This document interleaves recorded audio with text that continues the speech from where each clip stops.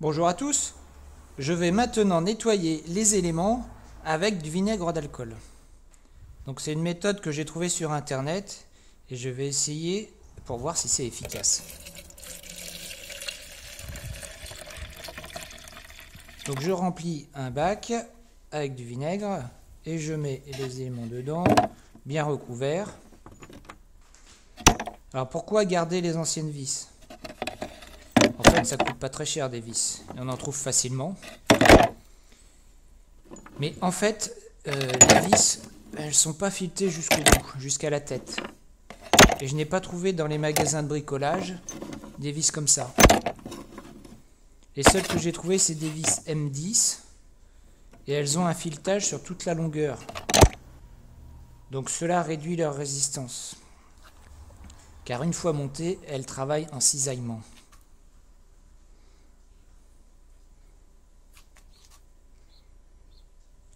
Donc je vais même mettre le gros amortisseur pour voir si ça fonctionne bien.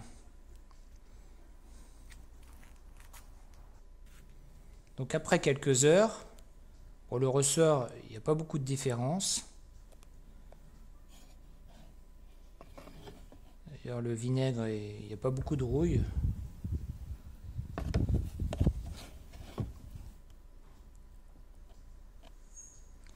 Par contre, dans l'autre bac où il y a les vis, là, on commence à voir apparaître des déchets. Et là, au bout de plusieurs jours, on voit que ça s'est bien nettoyé. Donc quand on regarde les vis là que j'ai sorties, celle-là est abîmée. Donc je ne vais pas pouvoir la réutiliser. Et celle-là aussi, elle est matée en fait. Elle a une petite marque, celle-là aussi, et donc l'autre aussi en fait.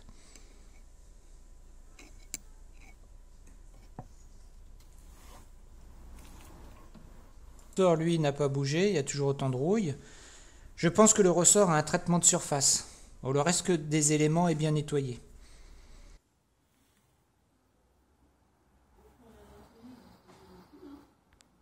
Je vais maintenant nettoyer les moyeux avec du dégrippant et du papier abrasif.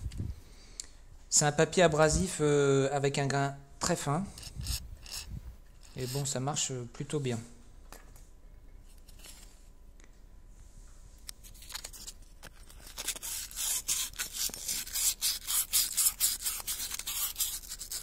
Donc je nettoie seulement les portées de roulement.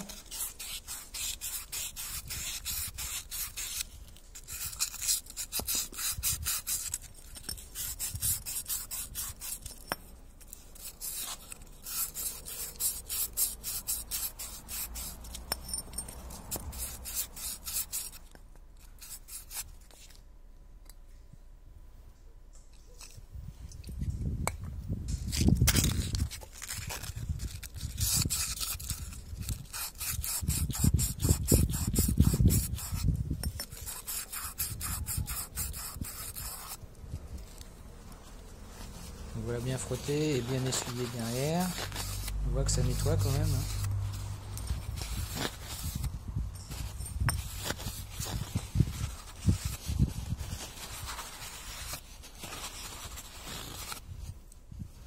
Donc là c'est bon.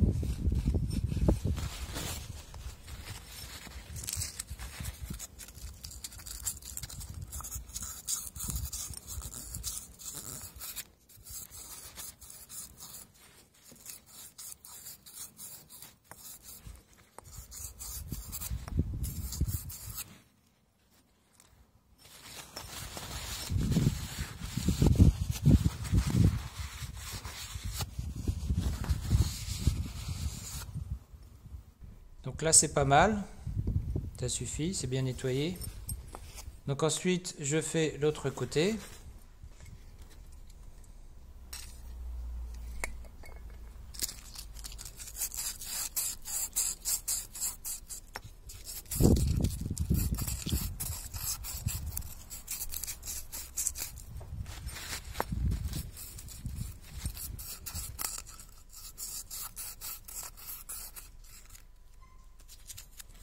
Donc après, il faudra faire la même chose sur l'autre moyeu.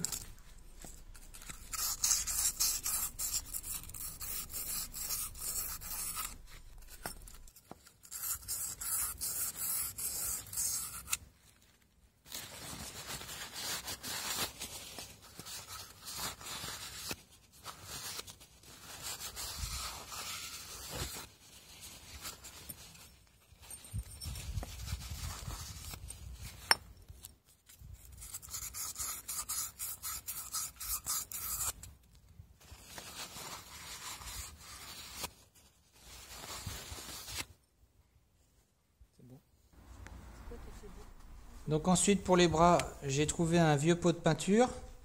Donc j'en profite pour les peindre. Alors surtout, il ne faut pas peindre les fusées, hein, sinon les roulements ne rentreraient plus dessus. Ensuite, je vais redresser les caches, car ils sont abîmés sur le côté. Là, c'est le tournevis. J'ai fait ça lorsque je les ai enlevés. Donc j'ai ça, mais là le diamètre est légèrement trop grand. Ça passe pas à l'intérieur. Donc je vais prendre plutôt un bout de tube pour pouvoir faire l'arrondi.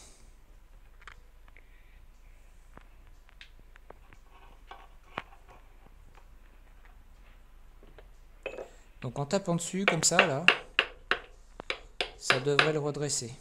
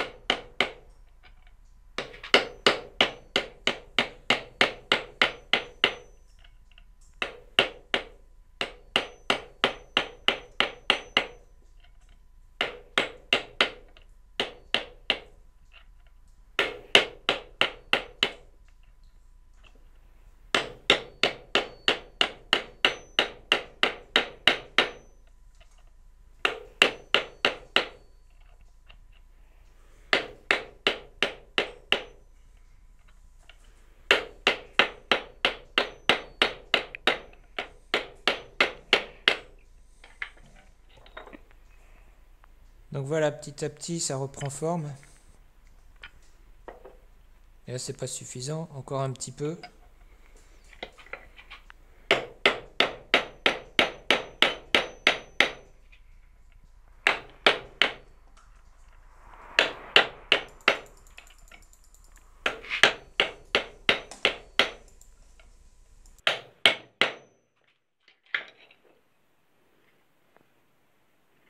Vas-y, éteins.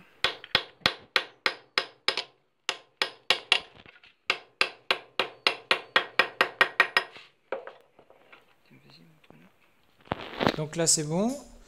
Maintenant j'ai acheté des roulements neufs et des amortisseurs neufs.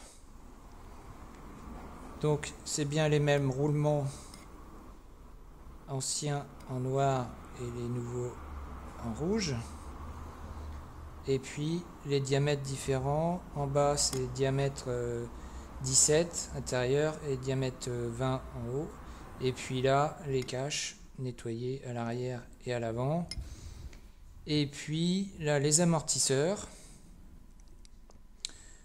Donc en fait j'ai réussi à retrouver exactement la même référence d'amortisseur. Donc replié ou déplié, l'amortisseur neuf a les mêmes dimensions que l'ancien. Ensuite les vis,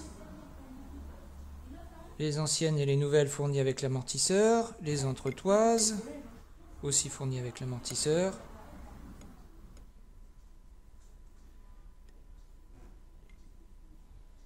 Entretoise se met de chaque côté de la tête d'amortisseur. Ça c'est les vieilles entretoises et les vieilles vis.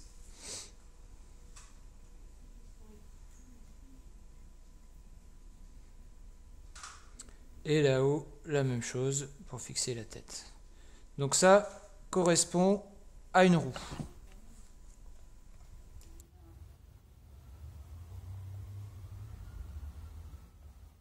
Donc j'ai un doute sur la résistance des nouvelles vis. Je fais un calcul pour vérifier. Donc la première vis correspond à celle montée d'origine. Sur la tête de vis, le marquage 8.8 correspond à la qualité de la vis. Donc pour une vis travaillée en cisaillement, donc comme ici sur la partie non filetée, la section de 10 mm, la vis va résister à 3,5 tonnes. La seconde vis correspond à celle fournie avec l'amortisseur. Qualité de vis identique à la vis 1, marquage 8.8. Mais là, la section de travail est plus fine car elle travaille sur la partie filetée, donc une section de travail de 8,4 mm. La vis résiste à 2,5 tonnes. Enfin, la vis achetée dans le commerce magasin de bricolage, qualité 6.8. Attention, dans plusieurs magasins, il n'y avait pas de marquage. Cela signifie que la qualité de la vis est de type 3.6, donc très bas de gamme. Ici aussi, travail sur la partie filetée. Donc la vis résiste à 1,9 tonnes. Donc entre la vis 1 et la vis 2, on a un coefficient de 1,4. Et entre la vis 1 et la vis 3, on a un coefficient de 1,9. Maintenant, vérification avec la charge de la remorque. Donc la charge maximum de la remorque, c'est 350 kg, divisé par 2 pour chaque roue, ça fait 175 kg. Ensuite, vérification de la tenue de la vis classe 6.8.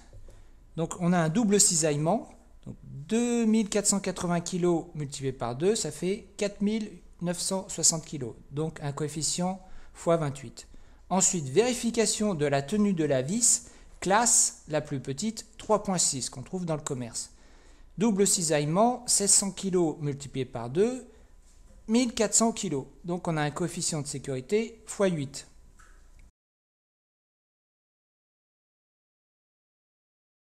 En dynamique, il faut un coefficient x 5.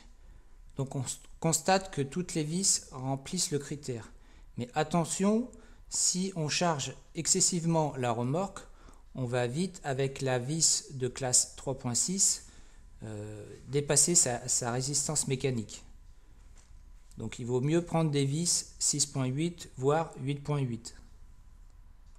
Donc ensuite, je vais recouper les entretoises pour qu'elles soient bien ajustées. Donc 21,8 mm pour la tête d'amortisseur, à peu près pareil pour l'autre côté, 21,9. On va dire 22 mm. Donc ensuite l'écartement du U sur la remorque, donc j'ai 43,2 environ. Les entretoises, elles mesurent un peu moins de 22 mm. Donc il faut les recouper, 43 moins 22, ça fait 21, divisé par 2, 10,5 mm. De chaque côté de la tête d'amortisseur. Sur le bras, l'écartement 32,9, environ 33. Donc une entretoise 33 moins 22, 11 mm, divisé par 2. Donc il faudra deux entretoises de 5,5 mm. Donc ensuite, je découpe une bague pour pouvoir pousser la bague extérieure du roulement lors de son montage. Donc là, j'ai un vieux mât de parabole trouvé au fond de la remise. Donc ça devrait faire l'affaire, comme ça c'est bon. Donc j'ai coupé deux longueurs. Oh, la petite bague devrait suffire. Là c'est bon.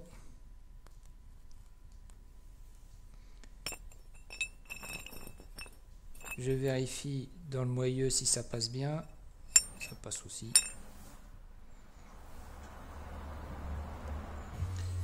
Et ensuite une cale en bois avec un trou diamètre 20 pour passer une tige filetée à travers. Donc c'est pour remplacer la presse que je n'ai pas. Et donc je vais tenter avec une tige filetée et serrer avec un écrou. Voilà, c'est la fin de cette partie. A tout de suite pour voir la vidéo remontage déroulement.